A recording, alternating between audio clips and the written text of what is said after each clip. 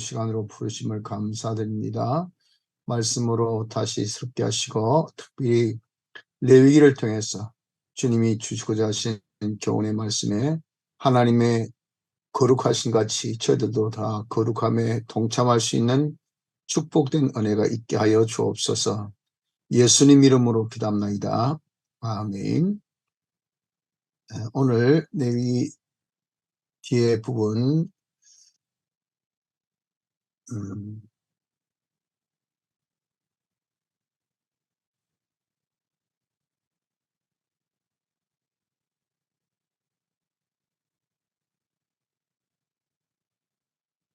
교훈의 레위기를 통해서 우리가 몇 가지 교훈을 한번 살펴보고 레위기 말씀 마무리 짓습니다. 먼저 구약 제사 속에 담긴 예배 정신입니다. 구약 제사는 번제, 소제, 화목제, 속죄제, 속건제 이렇게 5가지가 제일 주 종이죠.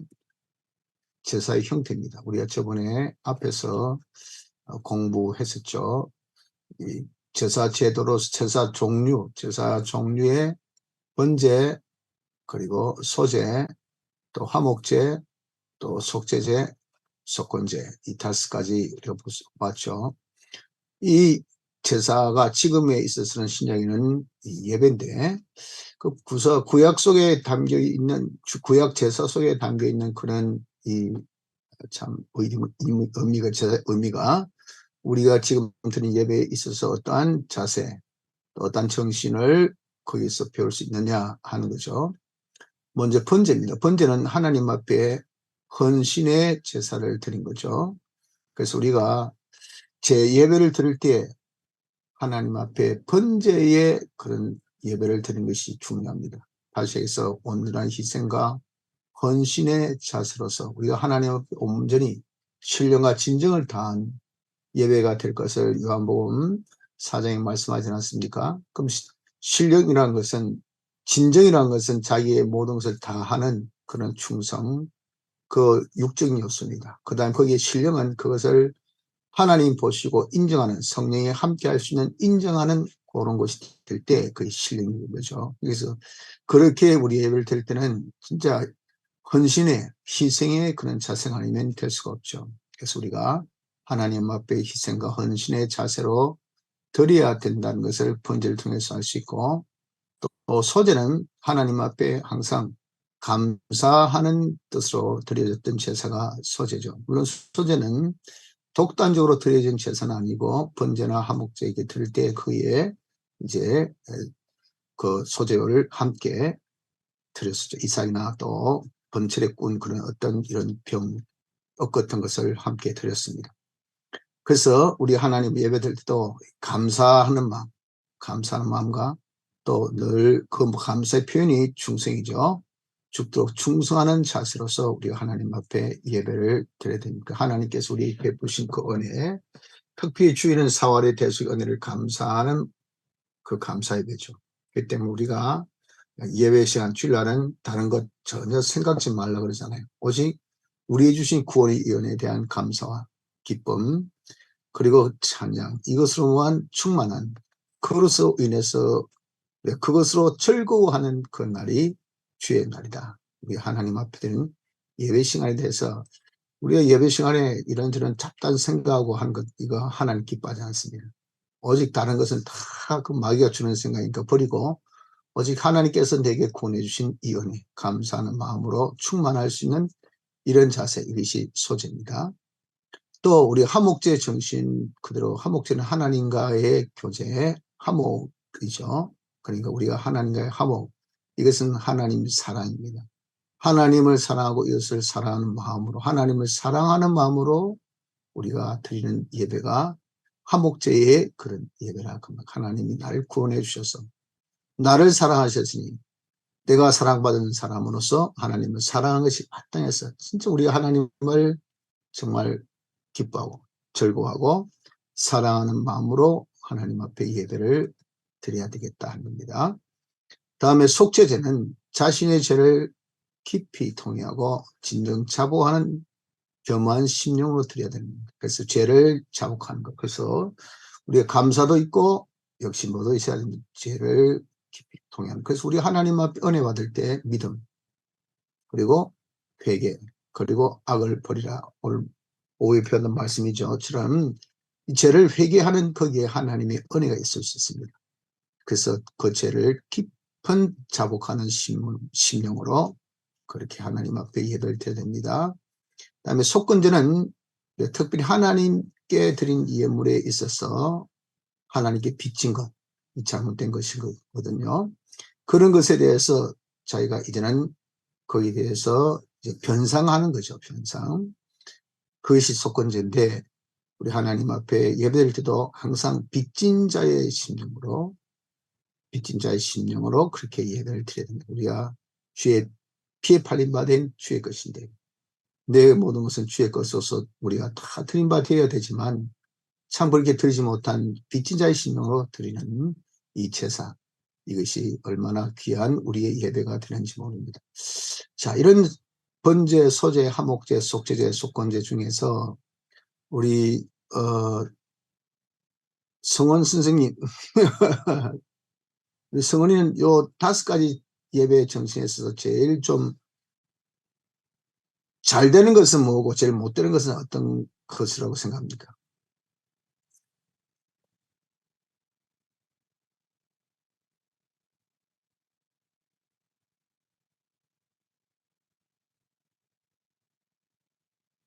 음. 헌신해서 하세요 그런 거. 그렇죠. 그래서 우리가 예배 시간에 예배 태도 같은 이런 것도 좀 우리가 헌신적인 그런 자세가 된다면 엄청 많이 수준이 되겠죠. 그렇죠. 장명희 집사님은 요 5가지 중에서 제일 그래도 잘 되고 제일 안 되는 건 뭐라고 생각하십니까? 네, 목사님. 아무래도 저기 자신이나 이제 소재나 번제도 이제 막 열심히 그거는 좀 잘 되는 것 같은데 이 보면 이제 속건제 자신이 아닌 이제 이웃을 사랑하는 화목제하고 속건제 중에 이제 이웃을 위해서 진정으로 다 하는 약간은 할 수 있지만은 내 모든 걸 다 해서는 이렇게 하지는 못하는 것 같습니다.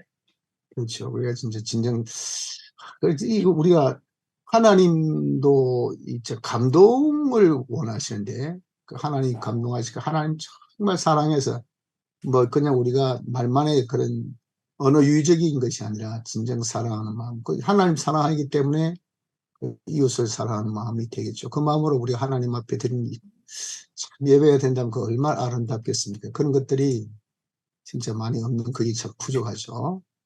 예, 그런 것 같아요. 우리 김상훈 사님은 이 5가지 중에서 어떤 것이 좀 제일 도전이 됩니까? 이제 아무래도 이 번제 헌신을 해야 되는데 온 마음과 정성과 뜻을 다해서 헌신하는 이런 마음으로 예배를 해야 되는데 이게 잘 안 됩니다. 그렇죠. 하여튼 경건주의 교회의 제일 예배의 정신의 주가 헌신이거든요. 자기의 모든 것을 다 하여서 하나님 앞에 드리는 거. 얼마나 그 경건한 모습이고 정말 아름다운 모습인지 모르죠. 그래서 참 저도 뭐 다 솔직히 이런 많이 염려되고 걱정된 게 있으면요. 이게 정말 우리가 감사한 마음, 사랑의 마음이 충만해야 되는데 그거 떠나고 잡된 생각이 그 예배 시간에 있다라는 것을 많이 느껴집니다. 그런 것은 하나님 받으실 만한 예배가 되지 못하지 않습니까? 그래서 우리가 진정 구약의 제사 속에 담긴 그 정신 그대로의 참된 예배자. 우리 성도에 있어서 제일 중요한 것이 예배 생활입니다. 예배 생활. 예배를 온전히 드릴 수 있을 때 그 예배를 통해서 하나님 hom령하시고 기뻐하셔서 축복하실 수 있으니까 우리 지금 이 시대에 제일 중요한 것이 예배 회복입니다. 복음주의 교회의 제일 명점이 뭐냐? 예배가 부족해요. 자, 다시 경건한 예배가 안 돼요. 그래서 복음주의 특징은 누구든지 오세요 그거든요. 그냥 와가지고 막 교회만 앉아라. 이게 이제 복음주의 특징. 그러니까 그런 교회는 뭐 교회가 뭐 부흥되는 거죠. 막 부흥되고 막 엄청 사람이 많은데 근데 예배의 경건성이라든지 이런 것은 전혀 없는 거죠. 이런 것들이 이제 문제가 지금 되는 거거든요. 우리가 그런 복음주의적인 성격을 가지고도 경건주의의 그런 성격의 예배 회복, 이게 중요할 것 같아요. 두 번째, 속죄제와 속건제의 차이입니다. 이게 우리가 배웠지만 여전히 항상 조금 똑같이 제에 대해서 제사 지내는데 뭐가 그 차이가 있을까 많이 예매할 때가 있어요. 그걸 한번 다시 정리해 봅시다. 제사 예물에 있어서 차이입니다. 속죄제는 신분과 형편에 따라서 수송아지로부터 곤가루 10분의 1 에바의 1까지 다양했습니다. 왜? 이건 꼭 드려야 될 제사이기 때문에. 이것은 죄를 사해야 되죠. 죄는 다 누구든 짓는단 말이죠.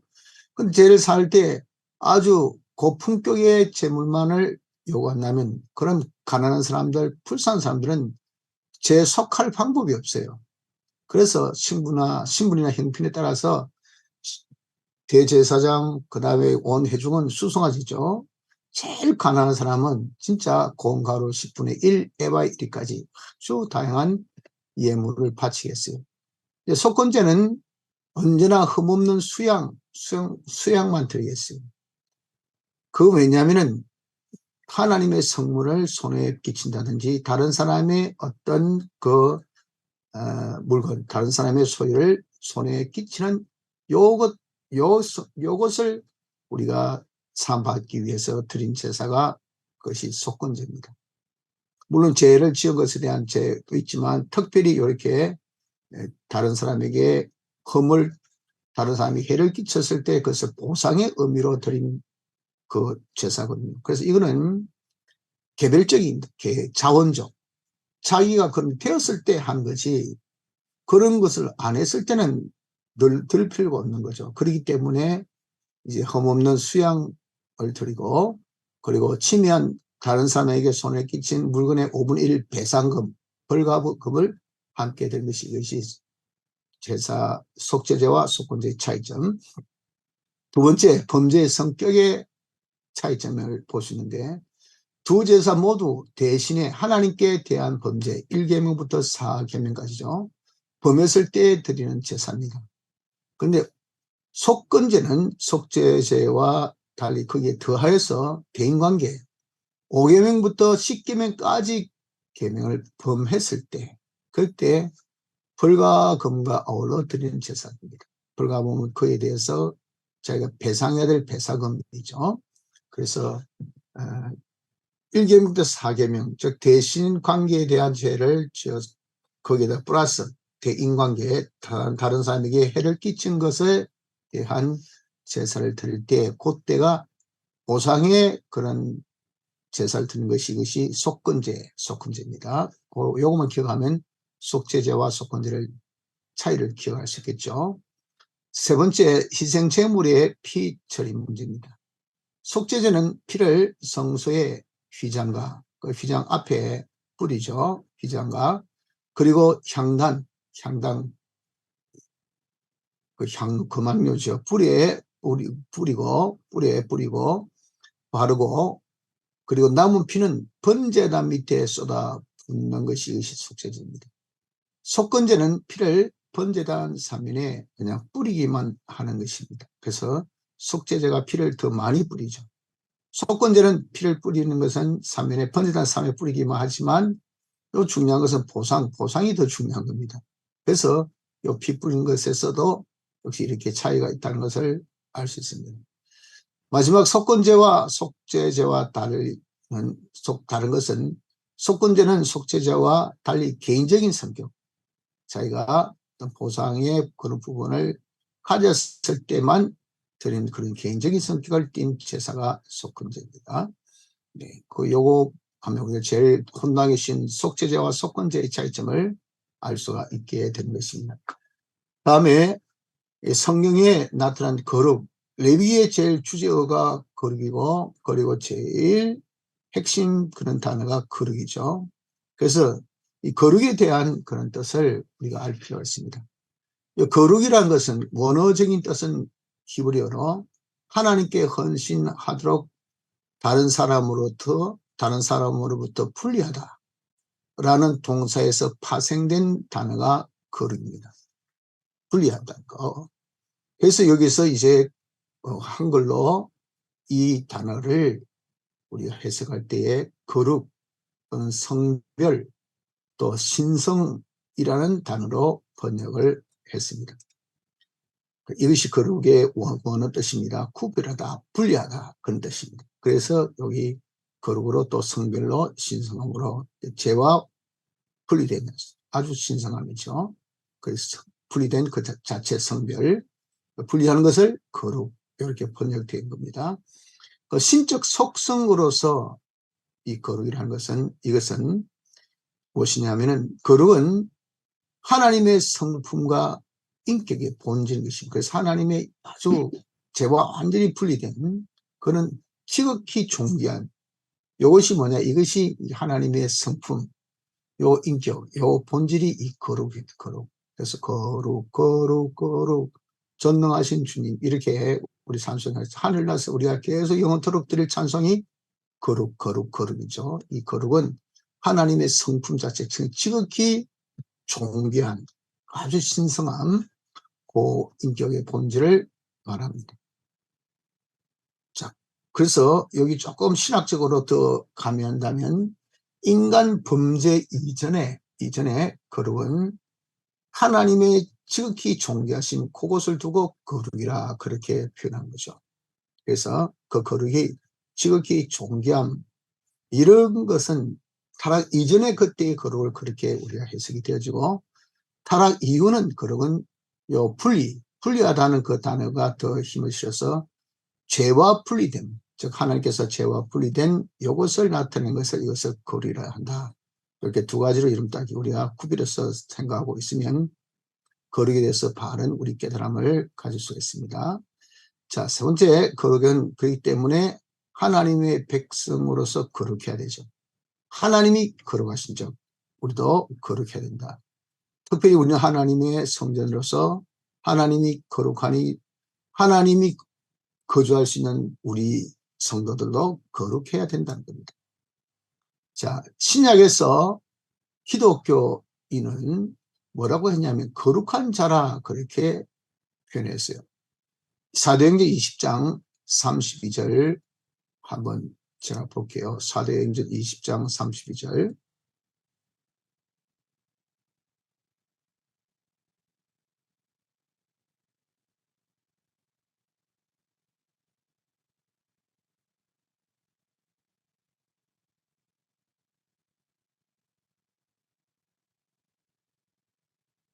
20장 32절 성경 보입니까?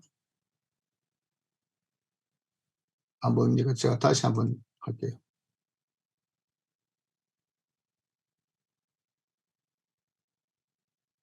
보입니까? 네. 20장 32절에 보면 지금 내가 너희를 주와 및 그 은혜의 말씀께 부탁하노니 그 말씀이 너희를 능히 든든히 세우사 거룩해 하심을 입은 자 가운데 이 거룩해 하심을 입은 자 이 사람 누굽니까? 우리 믿는 자죠. 믿는 자를 여기 뭐렇게 했습니까? 거룩해 하심을 입은 자, 거룩한 자라 그렇게 여기 표현했다 그 말입니다. 자, 그래서 우리 신약에는 예수 믿는 사람을 누구로? 거룩한 자로 그렇게 표현했다는 거죠. 그러니까 우리가 예수 믿는 사람은 거룩한 그런 행위를 거룩한 자로 살아야 된다 그 말이죠. 거룩한 자를 우리가 한자어로 뭐라고 하죠? 성도라죠, 성도. 그래서 옛날 우리 한국 교회는 예수 믿는 사람을 성도라는 그런 말을 많이 썼습니다. 뭐 성도. 근데 요즘에는 크리스찬, 그리스도인, 또 예수 믿는 사람, 뭐 신자 이런 말 쓰지 성도란 말을 잘 쓰지 않습니다. 근데 실질적으로 성도란 단어가 더 우리에게 성경적으로 합당한 그런 이 용어죠.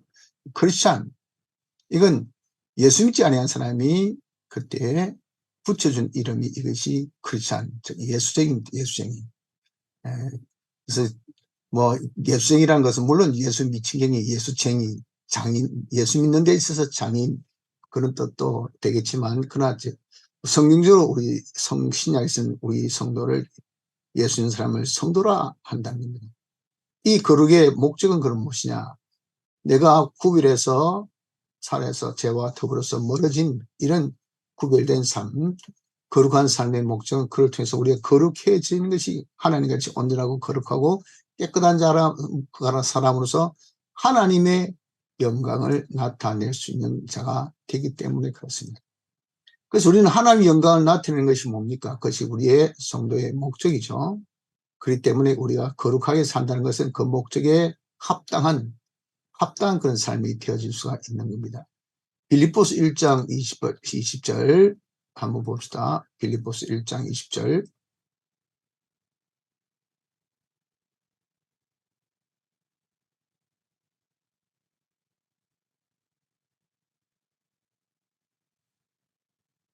나의 간절한 기대와 소망을 따라 아무 일에든지 부끄럽지 아니하고 오직 전과 같이 이제도 온전히 담대하여 살든지 죽든지 내 몸에서 그리스도가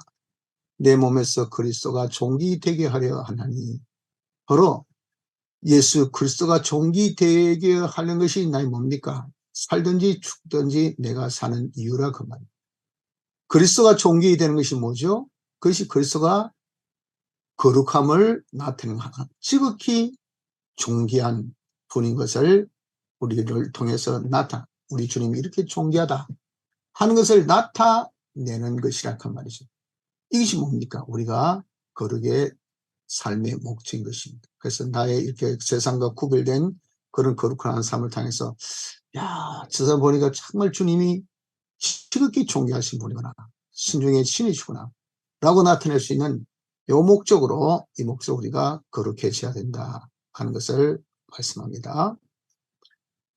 그리고 거룩의 최고의 표현은 무엇인가? 사랑이기 때문에 내가 정말 죄와 분리돼서 우리가 아주 존귀하게 거룩하게 사는 그 최고의 표현은 주님께서 존귀하신 그분으로서 우리에게 있어서 최고로 존귀하신 그분이 최고로 그 당신의 존귀하신 그것을 나타낸 것이 무엇일까요? 그것이 바로 사랑이란, 하나님이 사람 되어셔서 우리 위해서 죽기까지 하셔서 우리 죄에서 구원해주신 이 사랑이 최고의 표현이라 그 말이에요. 처럼 우리도 이제 내가 죄와 구별된 거룩한 삶의 최고의 표현은 무엇이냐? 그것이 바로 사랑에 있다 하는 것을 알아야 됩니다. 요한일서 4장 17절 한번 볼까요?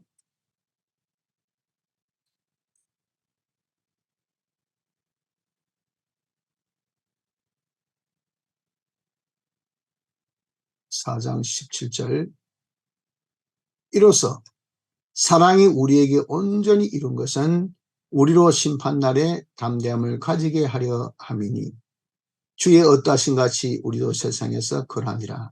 내가 사랑을 가지면 그 사람은 심판날에 담대함을 가지게 됩니다. 이 심판날에 담대함을 가진다는 것은 심판은 하나님의 거룩성 때문에 심판이 있는 거죠. 그 거룩성이 하나님의 공의성으로 나타나죠.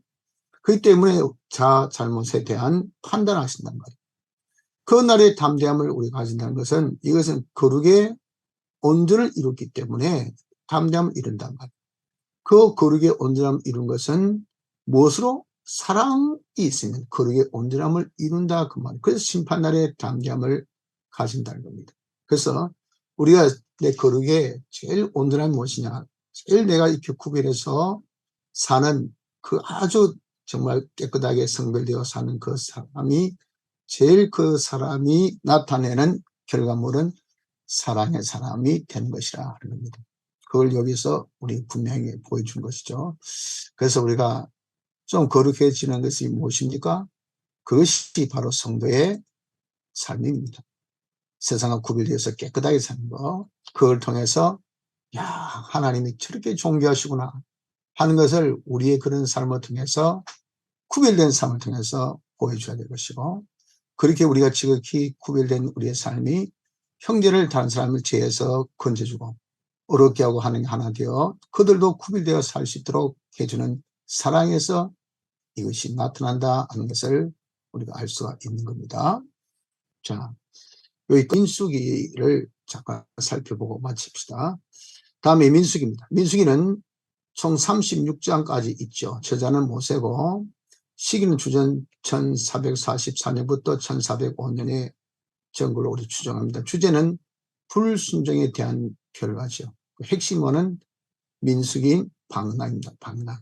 즉 광야 생활을 40년 처음 출발할 때 1년 시내산까지 그 다음에 39년 토탈해서 40년이죠. 근데 시내산을 빼면 39년이 되는 거죠. 이 방랑의 시대, 여기 민수기의 핵심어입니다.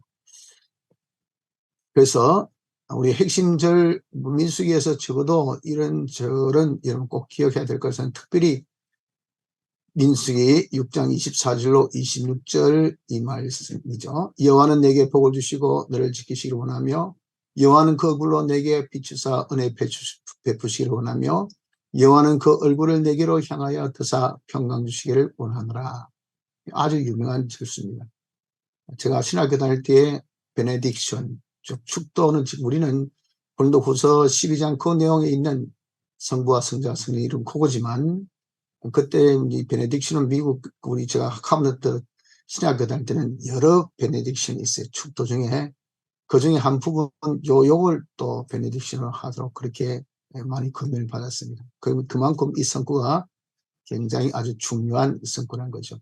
여호와는 내게 복을 주시고 너를 지키시를 원하며 여호와는 그 얼굴로 내게 비추사 은혜 베푸시기를 원하며 여호와는 그 얼굴을 내게 향하여 더사 평강 주시기를. 얼마나 축복 중에 진짜 이런 좋은 그런 축도 없죠.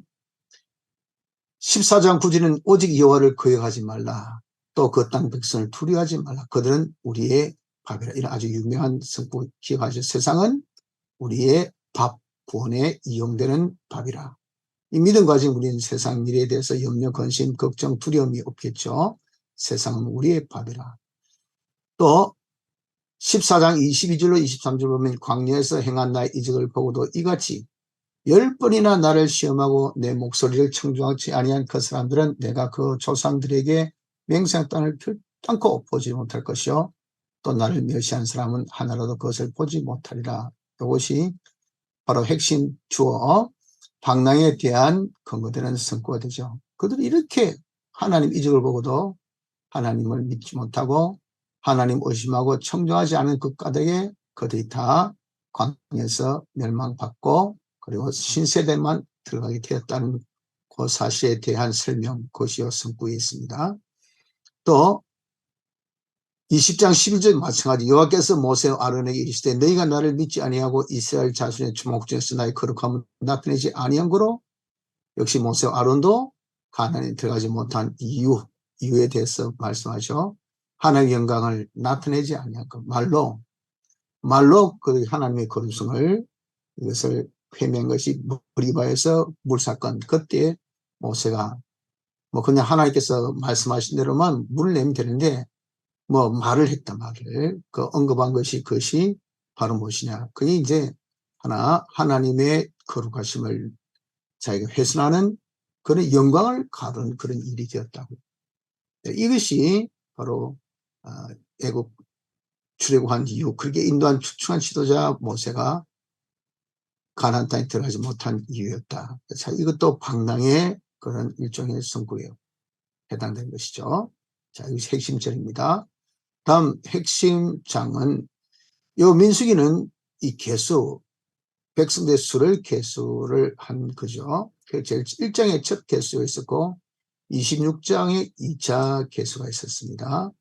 그리고 6장에 나실의 성울이나 미리암과 아론의 반적 상권이 있고 12장에 12스파이를 보낸 13장 내용, 고래 반역은 16장, 또 무리바의 모세의 범죄한 그 사건은 20장, 이스라엘이 원망해서 하나님께서 높임을 세워서 범으로 구원받게 한 이 사건 21장, 22장에서 24장은 발람의 사건, 그리고 25장 그 발람의 사건을 통해서 나중에 나타난 미디안 광야에서 그 범죄한 엄행의 죄, 그리고 26장에 다시 정배한 2차 개수, 그리고 모세가 이제 죽고 모세를 이어서 여호수아로 하나님께서 세우신 여호수아의 피태, 그리고 이스라엘 절기 어떤 절기 있고 또 지금까지 걸어왔던 이스라엘 요약의 여행의 요약, 그리고 마지막 도피성에 대한 말씀, 이것이 핵심적인 다 우리가 많이 듣고 또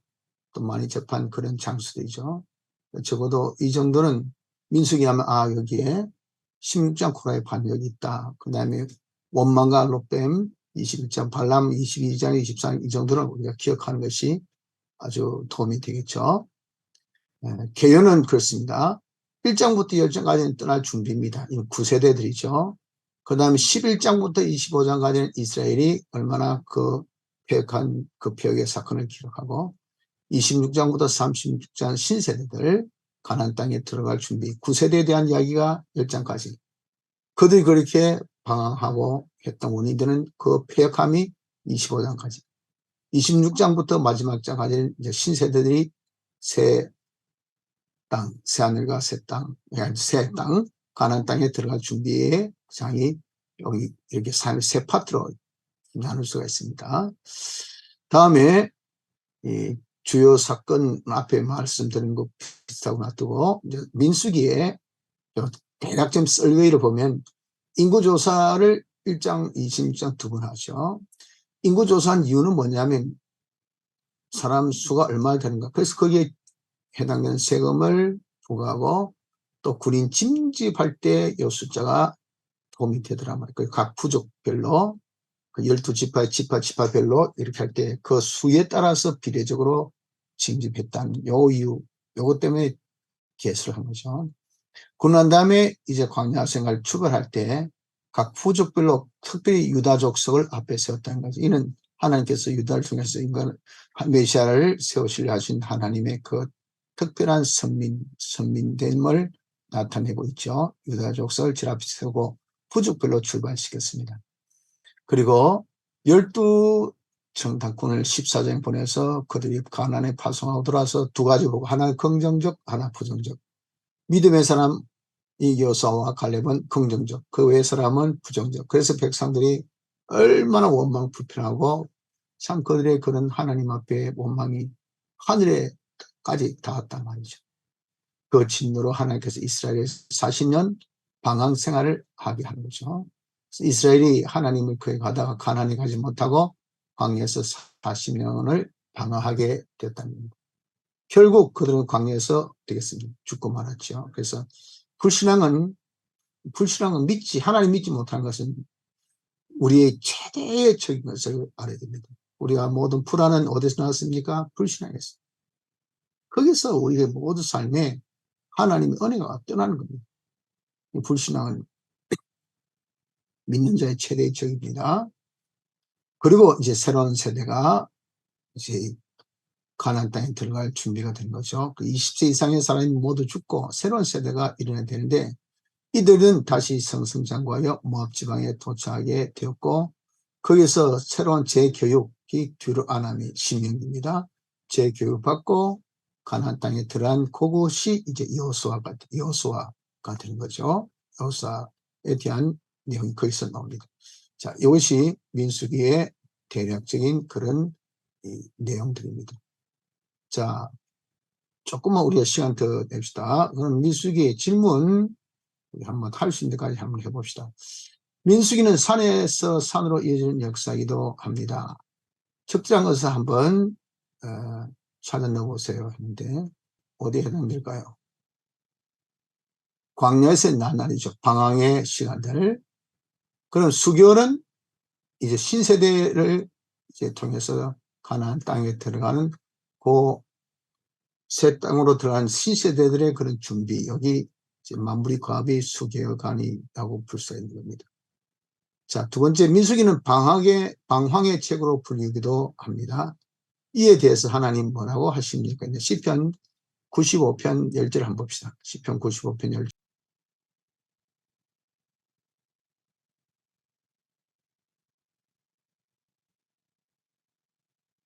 40년을 그 세대로 인하여 근심하여 이르기를 저희는 마음이 미혹된 백성이라 내 도를 알지 못한다 하였도다 그랬잖아요.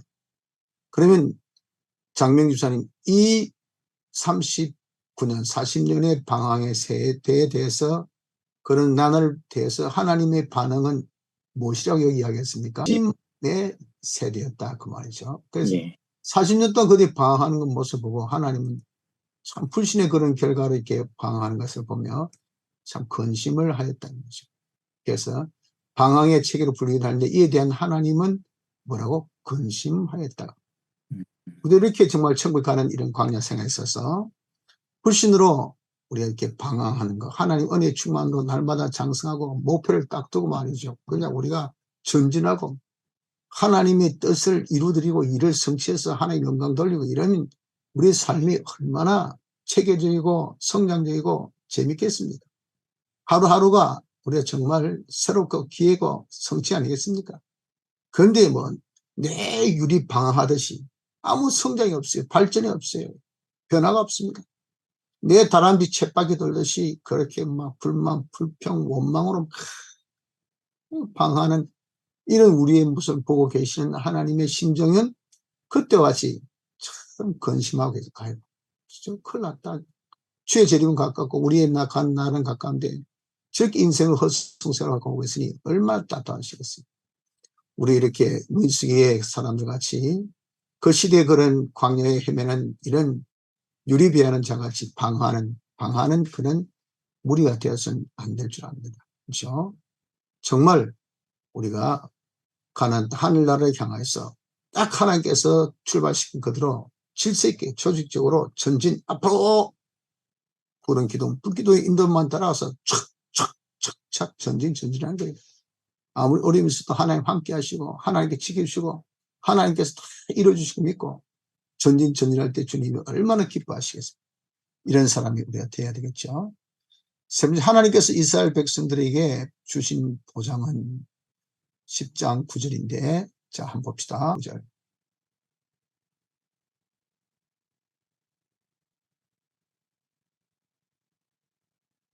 또 너희 땅에서 너희가 자기를 아파하는 대적을 치러 나갈 때에는 나팔 울려 부르시니 그리하면 너희 하나님 여호와가 너희를 기억하고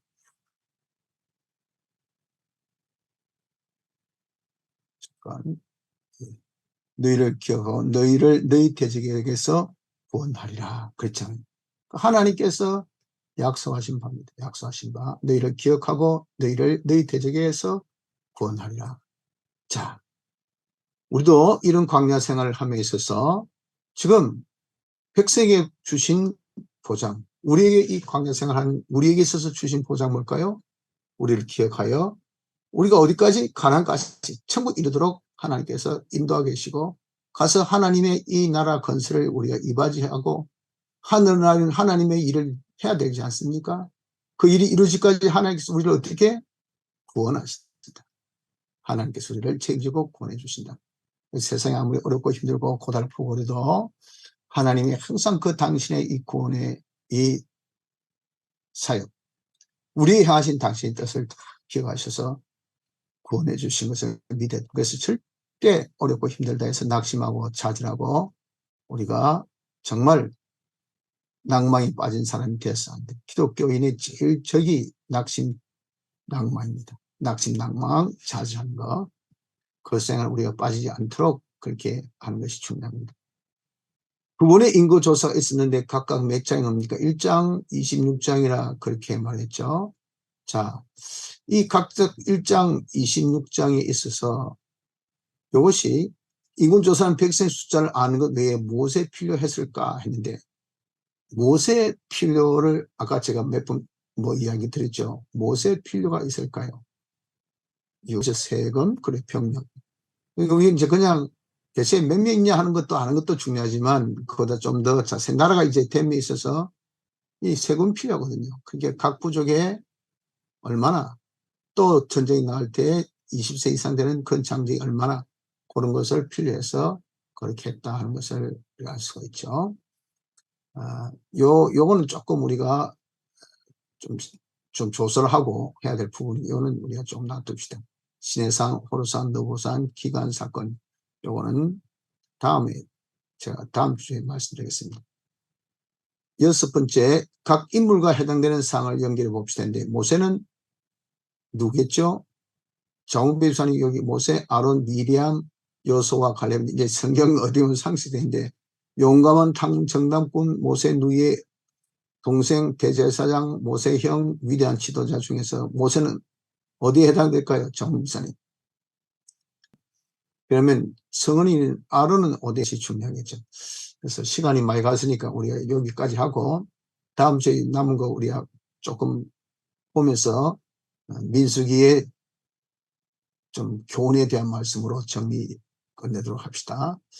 자, 혹시 우리가 민수기 레위 공부하면서 여러분들 혹시 질문 있으면 질문해 주시죠. 질문 있습니까?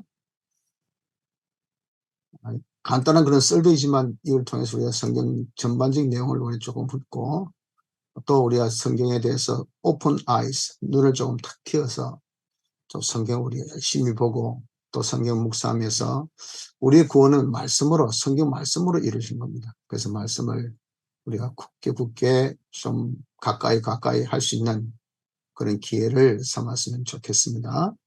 자, 한번 기도합시다. 하나님 아버지 이렇게 성경을 감사드립니다. 이 말씀은 구원에 이르는 지혜가 있는 말씀으로서 우리 신앙의 깊이를 또 우리 신앙의 경감을 더욱더 참 이루어지는 복된 이 말씀이오니 근본에 우리가 시작한 이 성경 썰베이를 통해서 더욱 성경과 가까워지게 하시고 성경 말씀을 더욱더 우리가 읽게 하시고 성경에 더욱더 굳게 서게 하시고 성경에 대한 바른 깨달음을 가지게 하여 주시사 우리가 이제 이 말씀으로 양심 생활을 시작해서 성령이 인치시고 함께 할 수 있는 영감 생활의 일까지 우리가 나아가서 하나님이 함께 하신 충만의 생활이 우리의 삶 속에 넘치고 하나님을 증거하기 부족함이 없는 기적과 축복의 역사가 넘쳐나는 주의 종들 되게 은혜 베풀어 주옵소서. 예수님 이름으로 간절히 기도드리나이다. 아멘.